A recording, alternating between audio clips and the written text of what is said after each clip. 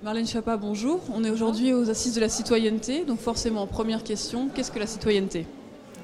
C'est une bonne question. Je pense que la citoyenneté, c'est une composante essentielle de la démocratie et c'est ce qui nous permet de vivre tous ensemble en ayant les mêmes droits. C'est la définition de la démocratie selon Tocqueville, les mêmes droits pour tout citoyen ou pour personne.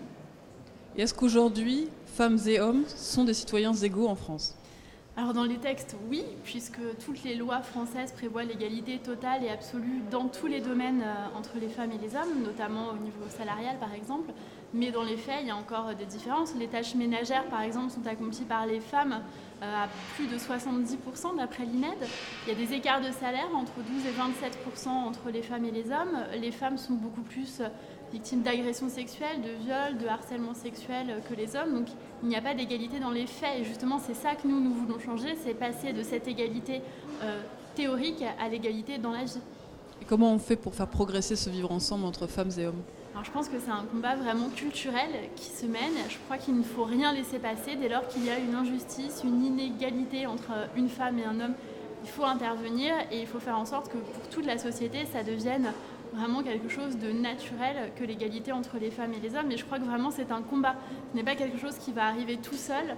C'est un combat culturel qui se mène avec la loi. C'est ce qu'on fait et c'est pour ça que nous présenterons une loi en 2018 qui se mène sur le terrain. Et c'est pour ça que nous faisons un tour de France de l'égalité femmes-hommes avec plus de 700 ateliers partout en France, en métropole et outre-mer.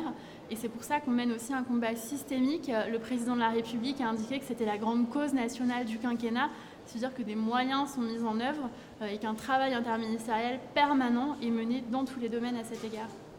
Est-ce que le mouvement Balance ton port participe à ce meilleur vivre ensemble ou au contraire cristallise des antagonismes ? Je pense qu'on peut s'interroger sur les termes et je comprends tout à fait qu'il y ait des débats sémantiques à la fois sur le mot balance et à la fois sur le mot port, mais je crois que dans le fond, ce mouvement qui a précédé de quelques jours le mouvement international MeToo, également sur Twitter, il a permis à des femmes de libérer la parole ou de libérer l'écoute de la société qui s'est aperçue de l'ampleur de ces violences sexistes et sexuelles. Et à terme, le but, c'est qu'il n'y ait plus de violences sexistes et sexuelles. Et je crois que moins de harcèlement sexuel, moins de violences sexuelles envers les femmes, ça contribue au fait de vivre mieux les femmes et les hommes dans la mixité, ensemble et pas séparément, mais vraiment ensemble dans la sérénité et dans le respect de chacun. Alors, petite dernière question, qu'est-ce que le vivre ensemble ? C'est une bonne question. Moi, très sincèrement, je n'utilise pas beaucoup l'expression vivre ensemble parce que je trouve qu'elle est un peu galvaudée. Et la question derrière, c'est qui veut vivre avec qui, pourquoi, dans quel cadre. Il y a des gens avec qui je n'ai pas forcément envie de vivre. Est-ce qu'on y est obligé par cette forme de vivre ensemble ? Et pour moi, plus globalement, ce principe, c'est vraiment l'idée de dire qu'on peut vivre mélangé. Plus qu'ensemble, et de dire qu'on n'est pas forcément dans des ghettos, dans des communautés, les uns à côté des autres, sans jamais se croiser. Je crois que la France, c'est un des pays dans lesquels il y a le plus de mariages mixtes, par exemple, et ça, c'est très enthousiasmant dans l'absolu, parce que ça veut dire que c'est la possibilité, pas l'obligation, mais la possibilité de faire un couple et de faire une famille avec quelqu'un qui n'est pas de la même origine sociale ou ethnique ou religieuse que soi. C'est une façon de vivre ensemble. Est-ce que vous auriez une petite anecdote ou un petit souvenir qui illustrerait, selon vous, le vivre ensemble ? Je vais tout à l'heure au vœu du maire du Mans. Il est fait sous le thème « Le Mans goûte le monde ».